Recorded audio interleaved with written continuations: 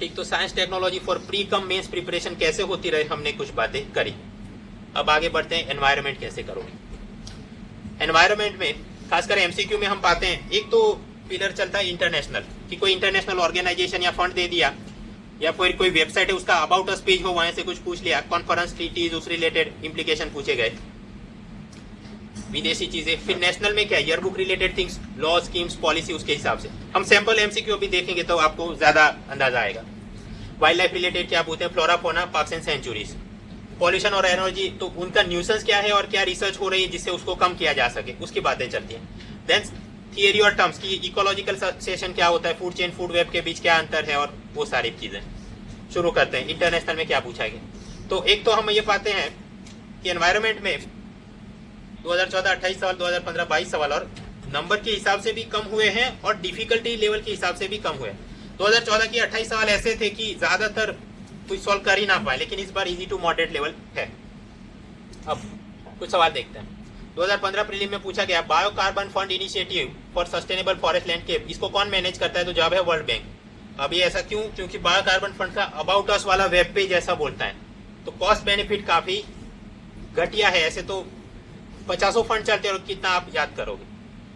फिर कि Indian renewable energy development agency limited, ये क्या है, पब्लिक लिमिटेड गवर्नमेंट कंपनी है, एनबीएफसी है, और उसका ये करना था, तो हाँ दोनों सही है। बट अगेन ये कहाँ पर, उसके अबाउट अस पेज में था, तो अगेन कॉस्ट बेनिफिट इतना भी बढ़िया नहीं। लेकिन हाँ दूसरे कई सवाल पूछे जाए काफी आसान थे।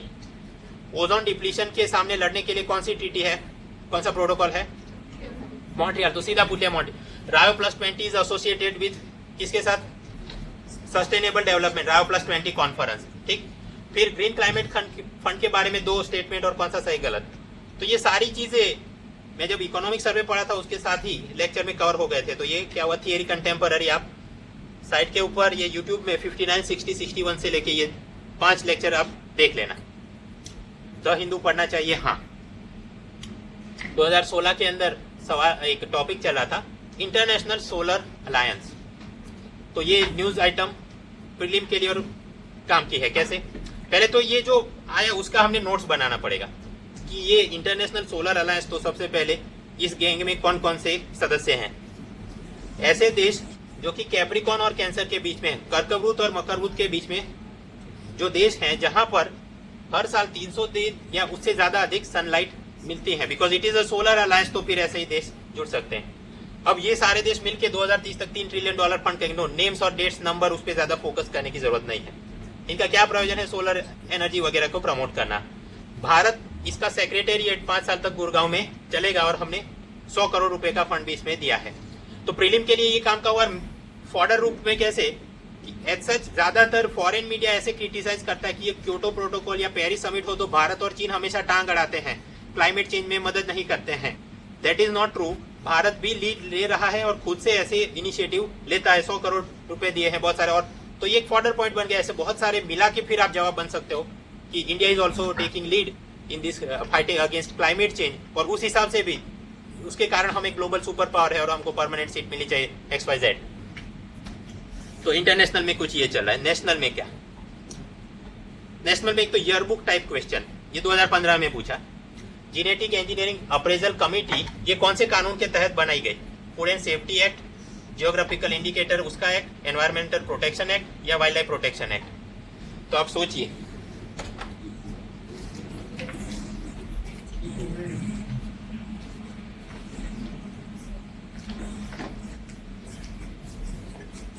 आप में से कितने लोग इसको स्किप कर,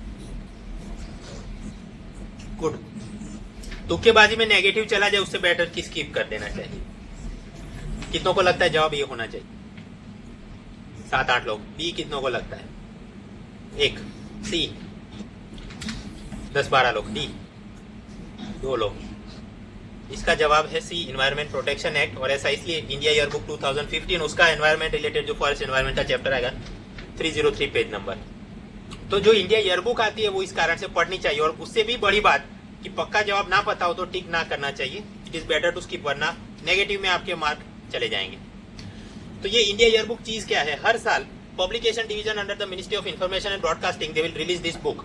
2011, 12, 13, 15 और अभी आएगा 16, मेरे ख्याल से 12 तारीख को वो रिलीज होने वाला था। तो ये खरीदना है और उसके सिलेक्टेड चैप्टर्स आपने पढ़ने हैं। न्यूज में आप क्या पढ़ोगे? द हिंदू के अंदर आया ये कि पावर टैरिफ पॉलिसी को अपडेट किया गया है। तो ये प्रीलिम मेंस इंटरव्यू के लिए काम की चीज हो गई कि ये जो नई टैरिफ पॉलिसी बनाई गई वो इस प्रकार से बनाई गई है कि रिन्यूएबल एनर्जी को प्रमोट किया जा सके, एज ऑफ डूइंग बिजनेस को प्रमोट किया जा सके, और उसके चलते कि ये आरपीओ रिन्यूएबल परचेज ऑब्लिगेशन वो क्या चीज है, रिन्यूएबल जनरेशन ऑब्लिगेशन ये क्या चीज है। तो कुछ ईयरबुक टाइप का एमसीक्यू यहाँ से निकल सकता है। मुख्य परीक्षा में भी policy related question general studies paper 2 में आपको कुछ मिल सकते हैं, इंटरव्यू में भी आप बोल सकते हो। तो हाँ, न्यूज़पेपर देखना चाहिए। इसका मतलब ये भी नहीं कि रोज हर एक चीज देखनी चाहिए। गवर्नमेंट में सरपास सोलर प्रोजेक्ट टारगेट इन FY16। अब ये हर तीसरे चौथे हफ्ते ऐसी न्यूज चलती रहेगी और उसमें पूरा फंडा होगा कि इतने महीने में इतना और सोलर कैपेसिटी बढ़ाया गया है, तो अपना ये होगा वो नॉट इम्पोर्टेंट। एक ही बार ये आंकड़ा देख लेना है किधर से, इकोनॉमिक सर्वे के अंदर आ जाएगा एनर्जी रिलेटेड चैप्टर्स में। वहां से एक बार मिल गया कि हाँ जवाहर योजना में ये है, इस साल इतना हुआ और आगे इतना है। अपना जो पूरा एनर्जी जनरेशन है उसके अंदर रिन्यूएबल का इतना पाई चार्ट में है, नॉन रिन्यूएबल का इतना, वो एक बार ही कर लो। यहाँ रोज रोज पढ़ के बनाने की जरूरत नहीं है। Ball by ball comment is not important, cost benefit is bad. Wild life पे आते हैं। फ्लोरा फोना पूछा गया, ये डुगोंग मैमल है उसके बारे में सही विधान कौन से हैं? It is a herbivorous marine animal, कि वो दूसरा कि भारत के सभी कोस्ट पे पाया जाता है, तीसरा कि वाइल्ड लाइफ शेड्यूल 1 के एक्ट उसमें उसे प्रोटेक्ट किया गया है। तो इसका जवाब होगा 1 and 3 आर करेक्ट। अब ऐसा क्यों? ऐसा मेरे ख्याल से डुगोंग के बारे में एनसीईआरटी जीएस मैनुअल कहीं पे कुछ ज्यादा दिया नहीं, बट हिंदू 2012 में आया था। अब ऐसा भी नहीं कि उतना तो कौन पढ़ के आया था। टाइम्स ऑफ इंडिया जुलाई 2015 में ये था। तो मतलब इधर अपने लाइब्रेरी में तो सारे सजा के हम रखते हैं। इंडियन एक्सप्रेस, TOI, DNA, थोड़ा थोड़ा देखते रहना चाहिए, कभी कभी और जगहों से भी अपने को माल मिलता है। अब इसका मतलब ये भी नहीं कि अगेन हर एक चीज करते रहो। हिंदू में हर महीने कम से कम एक नई प्रजाति तो मिल ही जाती है। This new class of frog found in north east. अब ये उसका कि फ्रैंक्जेलियस जर्डोनी इसका नाम है, ये कहीं से वेस्टर्न घाट में मिला है। उसका ये है ब्रीडिंग पैटर्न XYZ, उसका ये से खाना खाता है और इसका ये पान इसको पसंद है। अब तक के सभी सालों के आप पेपर देखे, ऐसे कोई सवाल मेरे को देखने को नहीं मिले कि ऐसा कोई लैटिन नेम या ये नई प्रजाति कहाँ से पाई। No, so cost benefit is bad. अगर पूछ भी ले तो पूरे साल में कितनी नोट बनाओगे, छोड़ दो। उसका मतलब ये भी नहीं कि हमेशा छोड़ देना चाहिए। सुंदरबन के अंदर ये मधुमक्खी की नई प्रजाति पाई गई, it is called solitary bee, और सुंदरबन बायोस्फीयर रिजर्व के अंदर। ठीक, अब ये आगे मैंने जो बताया कि हर एक प्रजाति का कुछ याद नहीं रख सकते, लेकिन यहाँ पर प्रीलिम रिलेटेड चीज दी गई है कि ये जो है पॉलिनेशन में मधुमक्खी ऐसे मदद करती है। और दूसरा कि अगर मधुमक्खी हो ही नहीं तो पॉलिनेशन नहीं होगा, तो फूड जनरेशन ही नहीं होगा और सभी प्रजातियां लुप्त हो जाएंगी। तो ये अपने लिए क्या हुआ फॉर्डर पॉइंट, कि निबंध में आपने कुछ लिखा हो कि छोटे से छोटा जीव भी पूरी सृष्टि के निर्माण में कितना काम का है, ये हमको इस मधुमक्खी के जरिए हम देख सकते हैं कि अगर वो ना हो तो पॉलिनेशन नहीं होगा, फूड सिक्योरिटी सभी लोग चले जाएंगे। तो हाँ, ये अपने लिए थोड़ी काम की चीज हो गई। ऐसा मैंने जो बताया, थोड़ा थोड़ा पढ़ते रहो, याद करते रहो, कहीं नोट करते रहो, तभी जाके अच्छा निबंध अपना बनने वाला है। साथ ही साथ बहुत सारे ऐसे आते हैं, ये देश का सबसे बड़ा और सबसे ऊंचा ट्राई कलर झंडा रांची में लहराया गया। ये क्या हुआ, Guinness book type of information, इतना बड़ा मोदक बनाया गया, इतना बड़ा जूता बनाया गया, not important for UPS. Hindi को एक और आप पाएंगे, हर 2 महीने में कम से कम एक नई जगह पे कोई डायनासोर की हड्डियां या अंडे मिल जाएंगे। अब आप पिछले 21 साल के सवाल देखें, कहीं पर मुझे तो नहीं दिखा कि भाई डायनो डिस्कवरी का कोई सवाल आया हो, तो ये आप इग्नोर कर सकते हो। लेकिन हाँ, अगर गुजरात में कहीं कुछ मिला हो तो may be interview point of view से कुछ करना पड़े, बट उससे ज्यादा नहीं। एनवायरमेंट में मतलब करंट कुछ फॉलो करेंगे द हिंदू से और ईयर बुक से कुछ कंटेम्पररी इशू देखेंगे। एनसीईआरटी क्यों पढ़े, ये सवाल आप मन में सोचना। Teak is a dominant tree species in which of the following forest. Dominant species आप समझते हैं उसकी ज्यादा मात्रा में हो, कौन से जंगल में पाए जाएंगे? Tropical moist deciduous, tropical rain forest, tropical thrown scrub forest, temperate forest with green grassland. आप में से कितने लोग इसको स्किप करेंगे? 3 लोग। ये कितनों को लगता है? लगभग 25। बी कोई नहीं, सी डी। तो मतलब बाकी बहुत सारे लोग जिन्होंने एक भी जगह हाथ खड़ा नहीं किया, दे आर थिंकिंग कि मार्क एंड रिव्यू में रखेंगे और परीक्षा के 15 मिनट पहले कोई दिव्य शक्ति उनको ज्ञान दे देगी कि उसमें से एनसीईआरटी क्लास 9 कंटेम्पररी इंडिया, उसका chapter 5 page number 46, tropical deciduous forest फिर लिखा है कि इसके दो भाग होते हैं, एक तो मॉइस्ट डेसिडियस और दूसरा ड्राई डेसिडियस। फिर मॉइस्ट की वो बात चलाता है, teak is the most dominant species in this forest. फिर आगे बात चलती है कि ड्राई डेसिडियस में ऐसा होता है, मतलब कि ये टीक वाला मॉइस्ट डेसिडियस के साथ है। तो मतलब जवाब क्या होगा, ट्रॉपिकल मॉइस्ट डेसिडियस फॉरेस्ट। और ये 2015 का ही सवाल है।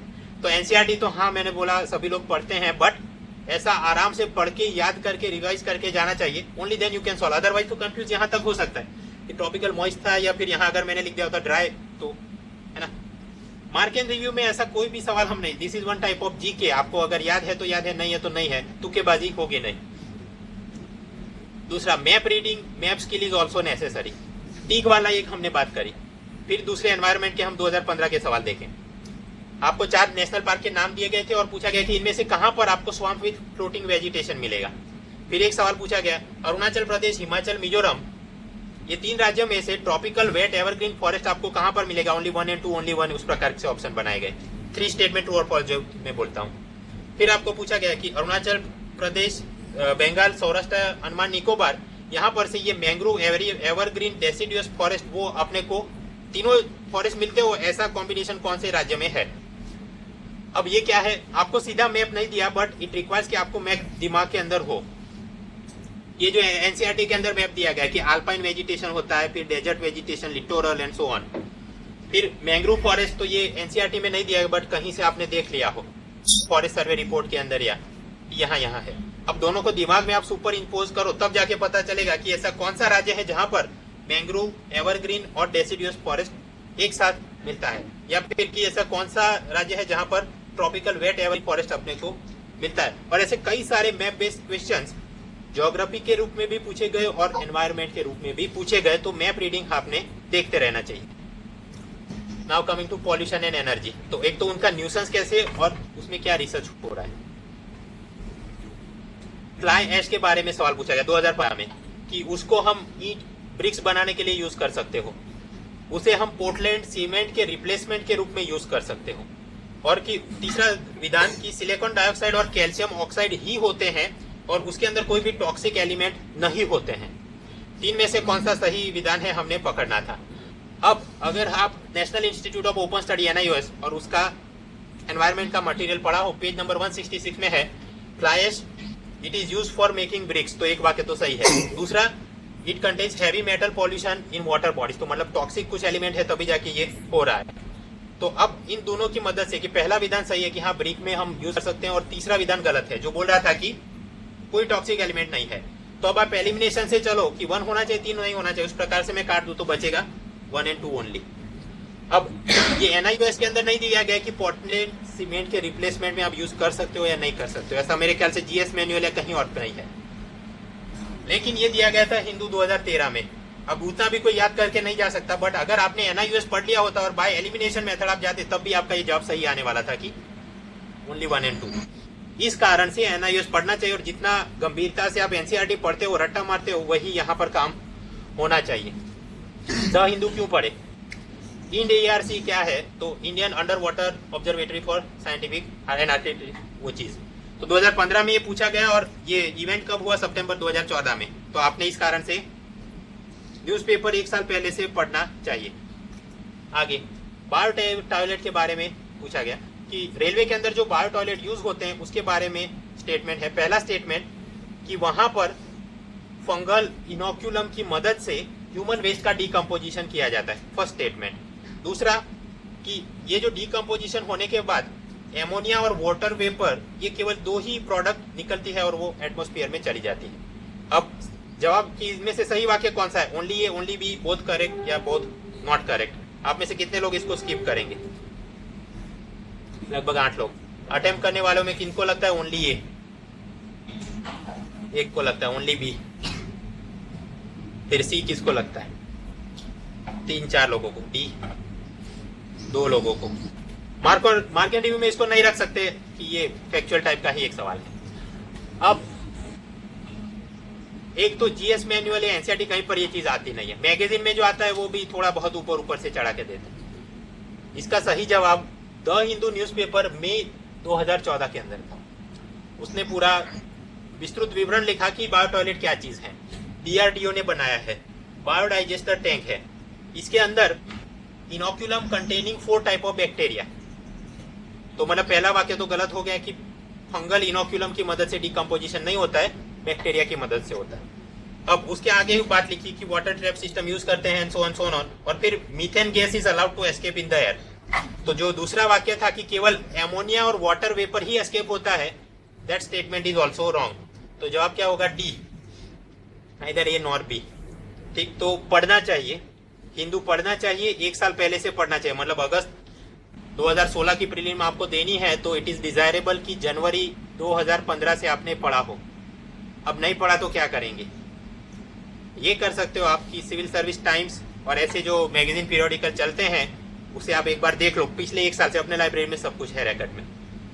जो आपको अच्छा टॉपिक दिखे तो उसका ओरिजिनल कहीं से सर्च मार के आप देख लो। उसी प्रकार से जितनी वेबसाइट या जिनका मटेरियल चलता है, इनसाइट है, विजन, जीके टुडे, वो भी पिछले 1 साल का अगर आपको सिलेक्टिवली आप देख सकते हो और वहां से आपको काम की चीज लगे तो उसका बैकएंड में फॉलोअप करो कि द हिंदू में क्या आया था।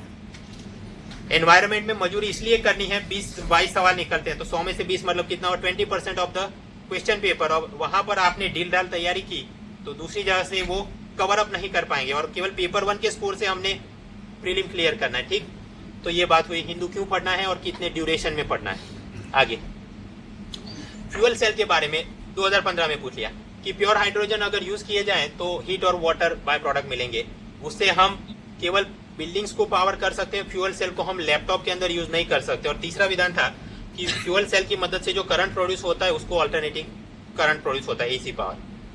अब ये एनआईयूएस के अंदर दिया था पेज 134 में कि फ्यूल सेल्स क्या होता है, they convert chemical energy into electrical energy into bracket DC. DC मतलब डायरेक्ट करंट। तो मतलब ये थर्ड स्टेटमेंट इज रॉन्ग कि एसी तो नहीं है।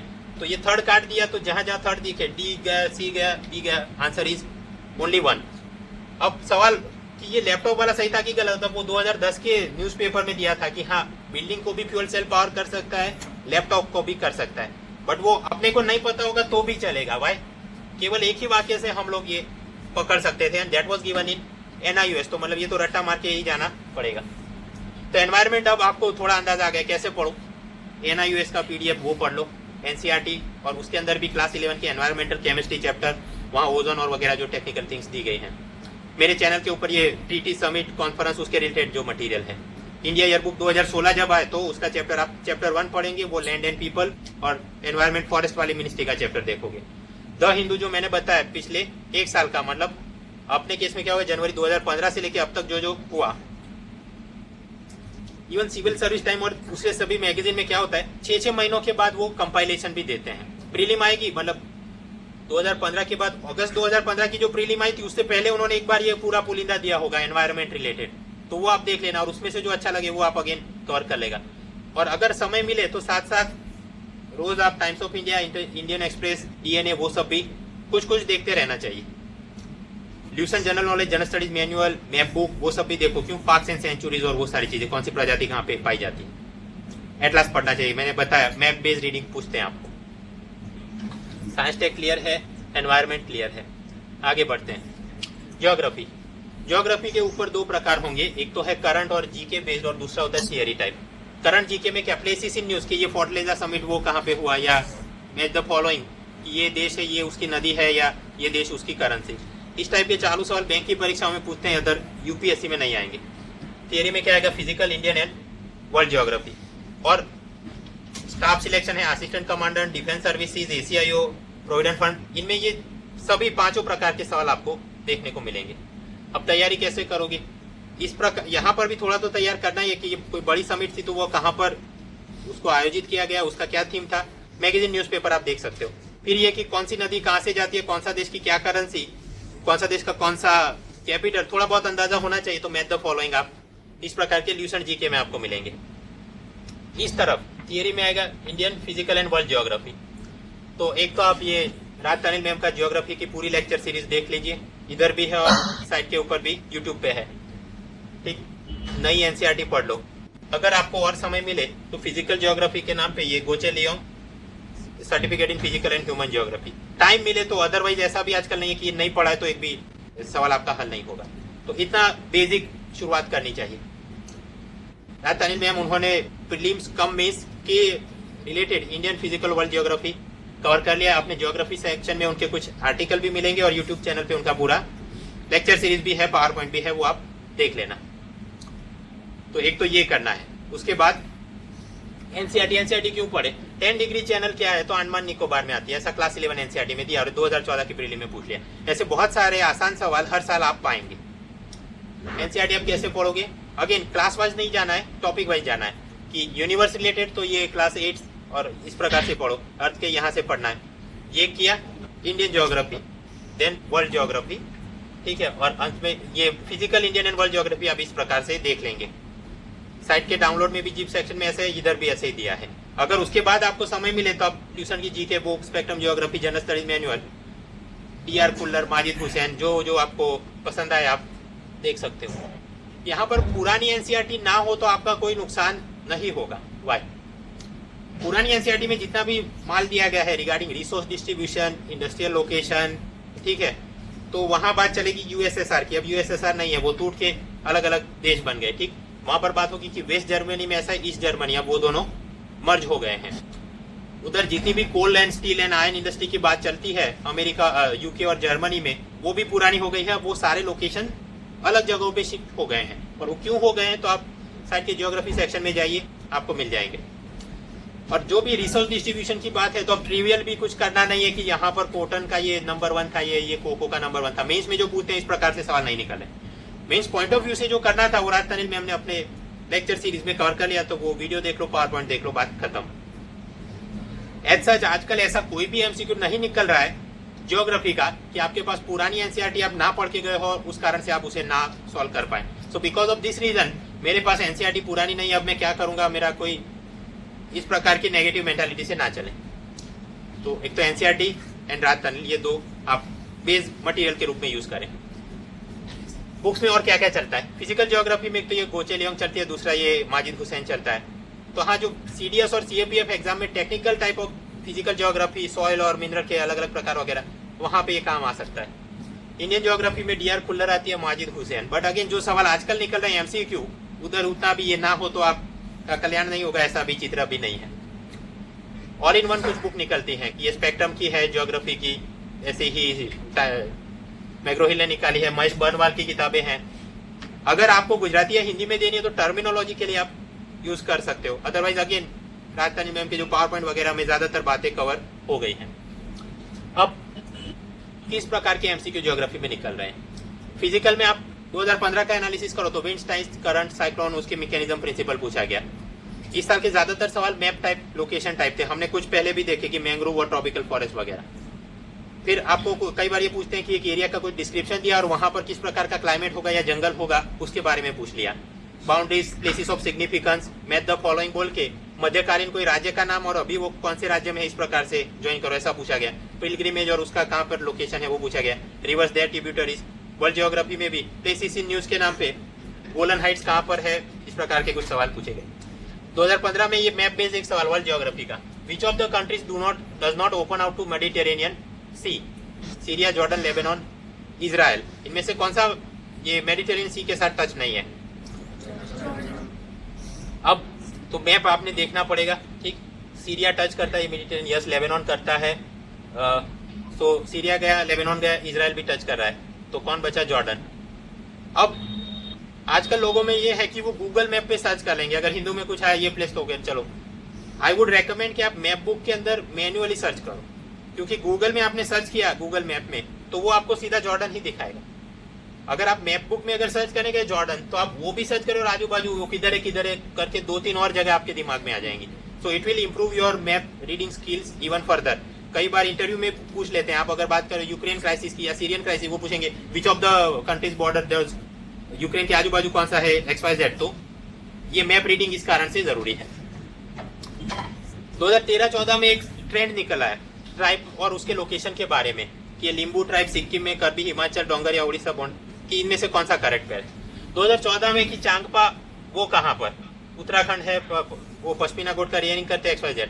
अब 2015 में ऐसा सवाल निकला नहीं, तो मतलब ये क्या है, अनप्रेडिक्टेबल, कि 2 साल कुछ निकले तो ऐसा जरूरी कि नहीं। बुद्धिज्म, जैनिज्म, एक बार ये ट्रेंड था कि रोज 3-3 सवाल निकलेंगे, अब वो चला गया।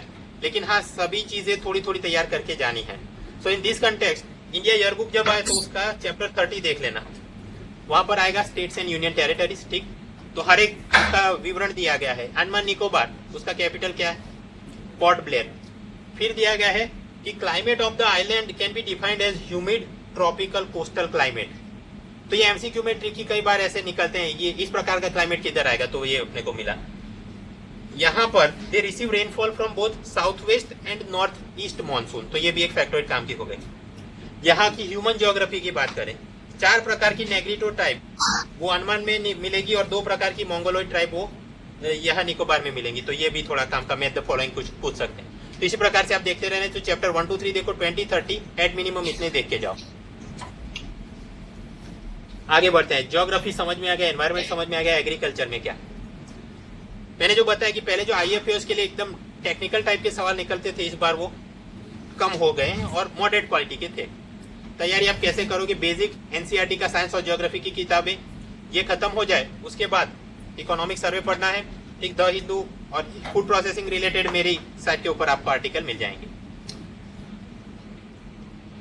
एग्रीकल्चर का एक मुद्दा चलेगा साइंस पॉइंट ऑफ व्यू से कि माइक्रोन्यूट्रिएंट मैक्रोन्यूट्रिएंट में क्या अंतर है, प्लांट ग्रोथ हार्मोन्स क्या है एंड लाइक दैट। दूसरा ज्योग्राफी में चलेगा कि सॉइल के अलग अलग प्रकार, कौन से राज्य में कौन सी फसल ज्यादा होती है, ऐसा क्यों होता है, क्लाइमेट उसके क्या फैक्टर हैं। और तीसरा जाएगा इकोनॉमी पॉइंट ऑफ व्यू से कि subsidy issue, farmer suicide, insurance scheme, right. तो वो जो इकोनॉमी वाले एंगल चलेंगे, पिछले साल के सर्वे से कवर कर लिए, इस बार का नया आ गया तो हम फिर से देखेंगे, तो ये आपको यूट्यूब चैनल पे मिल जाएगा। हिंदू पढ़ना चाहिए, यस। जनवरी 2016 में आया कि नई क्रॉप इंश्योरेंस स्कीम आ गई है, it is known as PMFBY, प्रधानमंत्री फसल बीमा योजना, जिसके चलते ये पुरानी नेशनल एग्रीकल्चर वो उसको काट दिया है और खरीफ सीजन से लागू होना है। तो अब एनसीईआरटी में जाके पढ़ना पड़ेगा कि खरीफ सीजन कब से कब होती है और वहां पर कौन से आइडियल प्लांट ग्रो कर सकते हो। फिर राज्य और केंद्र कितना शेयरिंग करेंगे, 50-50। प्रीमियम कितना होगा, अब इतना भी डेट अपने छोटा ट्रिवियल डेटा याद करने की जरूरत नहीं। तो प्रीलिम के लिए कुछ काम का हो गया, हाँ ये पुरानी स्कीम को इसने निकाल दिया, खरीफ सीजन से लागू होने वाला है, 50-50 शेयरिंग है। बॉर्डर पॉइंट क्या, इसके चलते रूरल हार्डशिप और वो कम होगी, फार्मर सुसाइड कम होगी, मनी लैंडर्स का न्यूसेंस कम होगा, तो वो आप वहां पर यूज कर सकते हो। और आगे कि स्मार्टफोन यूज किए जाएंगे टू कैप्चर अपलोड डेटा और उसका फिर जनधन वाले अकाउंट से उसका डिस्ट्रीब्यूशन भी हो सके। तो e technology in the aid of farmer के नाम पे GS2 में आप ये मुद्दा जोड़ सकते हो, ई गवर्नेंस के नाम पे भी आप, तो वो सारी जगह पे आपको काम करेगा। ठीक, तो साइंस टेक समझ लिया, ज्योग्राफी, एग्रीकल्चर, एनवायरमेंट समझ लिया। इकोनॉमी पे आते हैं। इकोनॉमी में हाँ 18 से 20 सवालों का MCQ का ट्रेंड चल रहा है, ज्यादातर easy to moderate level question निकलते हैं और वो ज्यादातर थियरी और कंटेम्पररी टाइप के होते हैं। करंट अफेयर्स में से बहुत इस बार के तो जनधन पूछा, 14 finance commission, hardly 2-3 question from current affairs, बाकी थियरी कंटेम्पररी चलता है। पहले तो क्या नहीं पढ़ना है, एक तो ये Indian economy since independence Uma Kapila, अब भारत का आजादी के बाद का इतिहास, India since independence, post independent, तो वो करना है पेपर 1 के लिए, यस मेंस में। उसके लिए बिपिन चंद्रा का वो किताब पर्याप्त है, इतना भी ज्यादा टेक्निकल अपने को जाने की जरूरत नहीं। ये प्रतियोगिता दर्पण और इन सब के आते हैं कि इस वाले वीक में इतना WPI था और CRR बढ़ा के इतना क्या कम किया, तो day to day commentary type का ट्रिवियल डेटा अपने लिए काम का नहीं। दत्त सुंदरम, अब इसकी भी किताब में सारे चैप्टर्स इतने भी बढ़िया नहीं, बट ये जो poverty development, public finance, subsidy, वो आप देखते रहिए। दूसरे वाले चैप्टर्स में तकलीफ ये है कि उसकी बातें चलती हैं लेट 90s टू अर्ली 2000 के अंदर। उसके बाद उस वक्त के जो इन्वेस्टमेंट मॉडल थे या सरकार का जो पब्लिक फाइनेंस या फिजिकल डेफिसिट के प्रति उनका ये जो एटीट्यूड था, आज के जमाने में वो बहुत बदल गया। तो यहाँ पर जो फॉर्डर पॉइंट्स दिए गए हैं, they are not as much relevant in current context. तो हाँ पॉवर्टी डेवलपमेंट सब्सिडी ये थोड़ा देख लेना, अदरवाइज अपना मेन अब क्या होना चाहिए सोर्स, इकोनॉमिक सर्वे, और उसके हिसाब से जो हिंदू में आर्टिकल आते हैं। और क्या क्या है, इंडिया ईयरबुक पढ़ना है, हाँ 2016 का है, तो ये वाले चैप्टर वहां से थोड़ा थोड़ा अपने को काम की चीज मिलेंगी। इंडिया सिंस इंडिपेंडेंस पढ़ना है, हाँ वो ग्रीन रेवोल्यूशन और वो सारे जो मुद्दे आएंगे, मतलब बिपिन चंद्रा की बात कर रहा हूँ, लैंड रिफॉर्म्स है, कोऑपरेटिव मूवमेंट है। रमेश सिंह, हाँ उसका चैप्टर 167 उसमें काम की चीजें हैं, बाकी की बहुत सारी चीजें लेक्चर में कवर हो जाती हैं। फिर ये ल्यूसेंट जनरल नॉलेज और ये प्रिंसिपल ऑफ बैंकिंग फाइनेंस और वो सारे अपने लिए खास काम की नहीं। ल्यूसेंट जी के में माल कैसा आएगा कि प्लानिंग कमीशन, फर्स्ट प्लानिंग, उसका ये चेयरमैन था, ये थीम था, वो खत्म हो गया, तो खास मदद करने वाला नहीं। तो अब सवाल है कि ये सब कुछ नहीं पढ़ना तो पढ़ना क्या है। NCERT class 10, 11, 12, India yearbook 2016, yes. अपने जो लेक्चर सीरीज चले, बजट, इकोनॉमिक, सर्वे पढ़ो, द हिंदू पढ़ते रहो। इतना अगर कर लिया तो 2015 की प्रीलिम में जो 21 सवाल निकले थे इकोनॉमी के, उसके 13 आराम से कवर हो जाते हैं। इवन मेंस के पेपर 1, 2 एंड 3 में जो economy related, urbanisation, poverty, development related सवाल निकाले गए, तो ऐसे 100 मार्क के सवाल थे कि आराम से वो भी कवर हो जाते हैं। तो इकोनॉमी इतना डिफिकल्ट भी नहीं, हम जब लेक्चर उसके शुरू करेंगे आप वो फॉलो करते रहिए। पॉलिटी में आते हैं। पॉलिटी में क्या, एक तो होता है करंट और दूसरा होता है थियरी। करंट किधर से पढ़ोगे, हिंदू पढ़ो, ठीक है। प्रतियोगिता से पढ़ने, ऐसा कुछ कभी इच्छा हो जाए, पर्सन इन न्यूज की कमेटी है कोई बन गई और अपना पढ़ने में छूट गई हो, तो इधर से कि ये श्याम बेनेगल वाला इसके लिए है, एजुकेशन के लिए ये TSR सुब्रमण्यम है एंड सो ऑन। बाकी करंट के लिए एक तो हिंदू और दूसरा PRSindia.org, अमेंडमेंट बिल्स, वो सारी चीजें आपको मिलेंगी। इस तरफ थियरी में क्या पढ़ोगे, Indian polity by M Laxmikanth, और अगर हिंदी या गुजराती में मुख्य परीक्षा देनी है तो इसका Hindi edition, that is Bharat की राज्य व्यवस्था, और उसके अलावा भी पढ़ना है एनसीईआरटी की पॉलिटिकल साइंस और सोशियोलॉजी की किताबें, कुछ बार वहां से भी सवाल निकाले गए। इंडिया ईयरबुक का चैप्टर 2, 3, 20 और 28 पढ़ना है, इसमें लॉ, जस्टिस और वो सारी बातें आएंगी। ल्यूसन जी की अगर इच्छा हो सके तो आप देख सकते हो, वहां पर आपको रेडी रेफरेंस डेटा मिलेगा कि ये वाला आर्टिकल और वहां पर ये चीजें, बट ऐसी ही चीज लक्ष्मीकांत में भी है, तो अगर ये पढ़ रहे तो फिर इसकी आवश्यकता नहीं है। सवाल जो मैंने बताया, पॉलिटी में करंट अफेयर से MCQ कोई नहीं निकला और ज्यादातर सवाल लक्ष्मीकांत से कवर हो गए थे। पढ़ोगे कैसे, यूनियन स्टेट से शुरू करो, पैरेलल पढ़ो कि president, governor and then prime minister, chief minister, ठीक है, फिर Lok Sabha, Vidhan Sabha, supreme court, high court and so on, ताकि ट्रिप की MCQ आप टैकल कर पाओ। उसके बाद वाले pillar, fundamental rights, duties, directive principle of state policy, panchayati raj bodies, XYZ thing. History और एवोल्यूशन जब पढ़ो तो साथ में स्पेक्ट्रम वाली किताब भी पढ़ लेना, फ्रीडम स्ट्रगल, ताकि आपको पता चले कि कैबिनेट मिशन आया, उसमें ये हुआ था, गवर्नमेंट ऑफ इंडिया या मोले मंटो में ये हुआ था, और उसके फॉलोअप में ये काम किए गए। ये सब कुछ खत्म हो जाए, उसके बाद लक्ष्मीकांत के अंत में MCQ दिए गए हैं पुरानी परीक्षाओं में जो पूछे गए, तो वो सारे आप एक बार आराम से सॉल्व कर लो।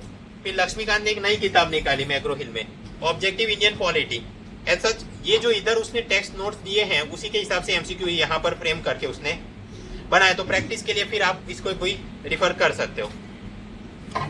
फ्रेंड, हम 2015 में क्या पाते हैं, मुख्य परीक्षा के अंदर तो करंट अफेयर्स टाइप के ही सवाल निकले कि bills and Supreme Court judgment और उसके अनुसंधान में कुछ पूछा गया, बट प्रीलिम तो पूरा थियरी के हिसाब से ही चल रहा था।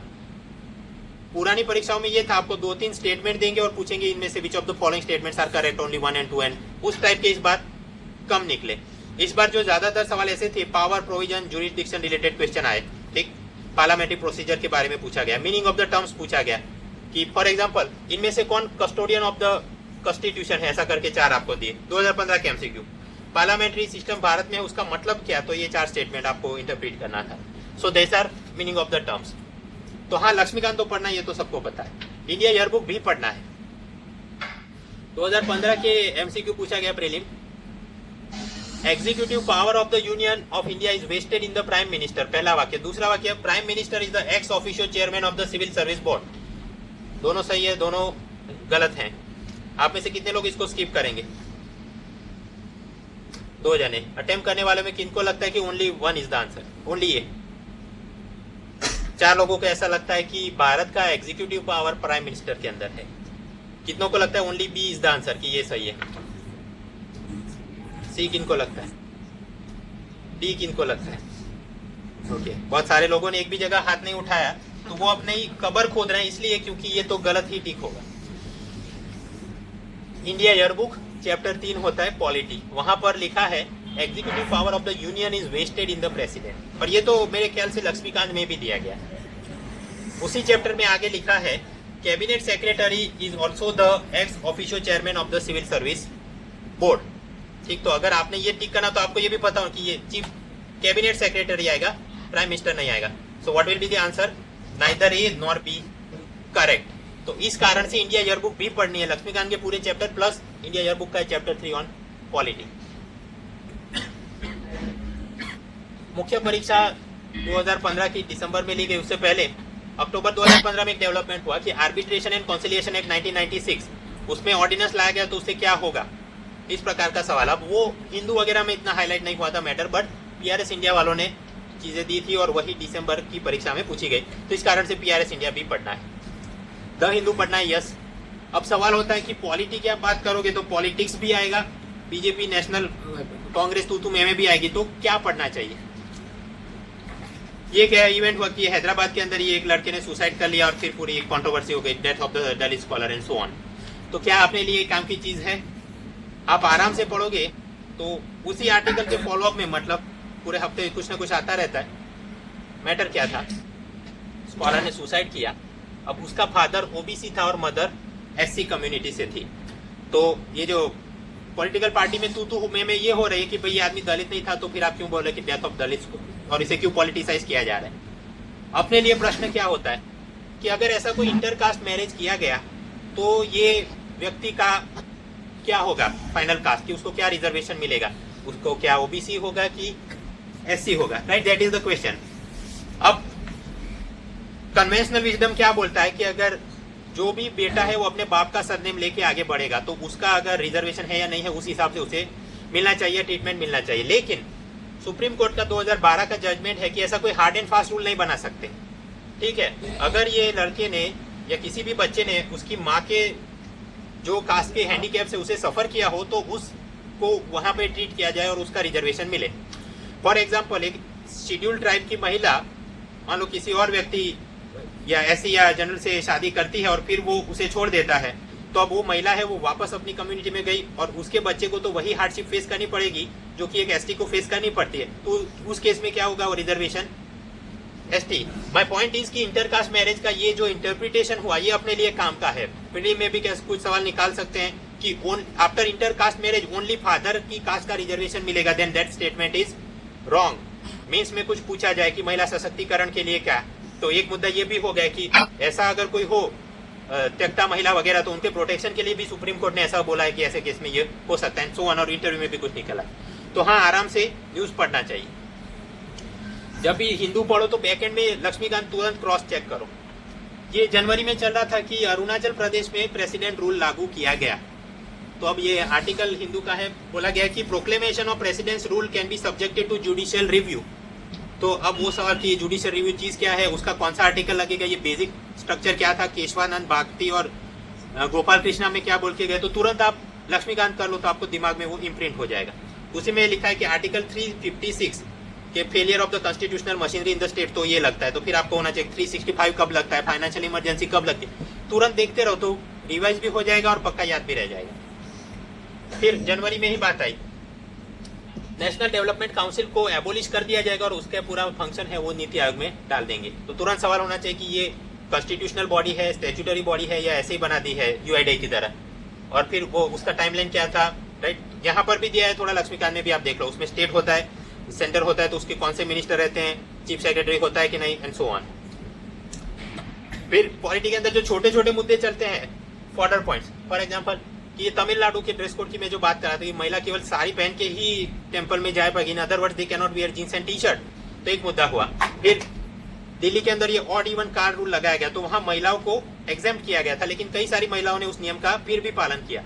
तो वो मतलब 1 2 3 4 ऐसे मुद्दे जमा करते करते आपके लिए निबंध के लिए, इंटरव्यू के लिए अच्छे मुद्दे होते रहे।